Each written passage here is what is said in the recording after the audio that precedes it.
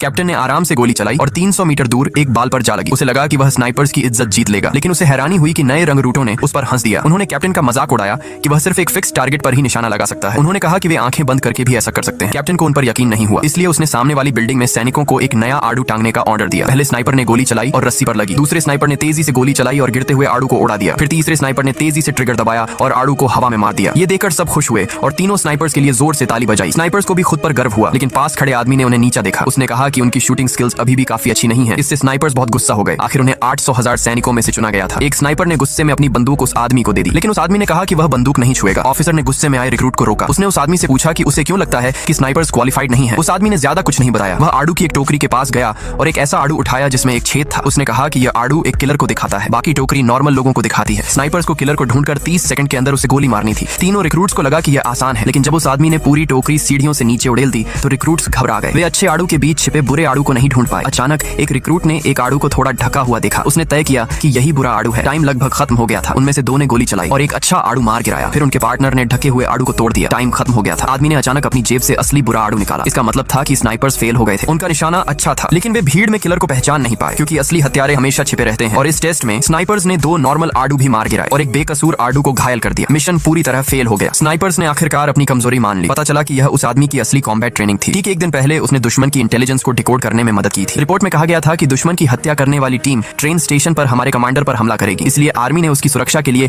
इन 3 snipers को चुना था। हालांकि वे सभी लड़ाई में माहिर थे, फिर भी वे दुश्मन के हथियारों का मुकाबला नहीं कर सकते थे। एक सैनिक ने तो ऑर्डर मानने से भी मना कर दिया। उसने हथियारों का पीछा करने के लिए सड़क पार करने की कोशिश की। वह आदमी जानता था कि वह मारा जाएगा। वह जानता था कि इससे सिर्फ मौत होगी, इसलिए उसने बचाव के लिए गोली चलाने की तैयारी की। जैसे ही सैनिक आगे बढ़ने वाला था, उस आदमी ने गोली चलाई और उसे लग गई। उसी समय हथियारे की गोली उससे चूक गई। सैनिक की जान बच गई। वह आदमी नहीं चाहता था कि टॉप 3 स्नाइपर्स बेकार में मरे, इसीलिए उसने आड़ू की टोकरी का इस्तेमाल किया। वह चाहता था कि वे हर समय अलर्ट रहें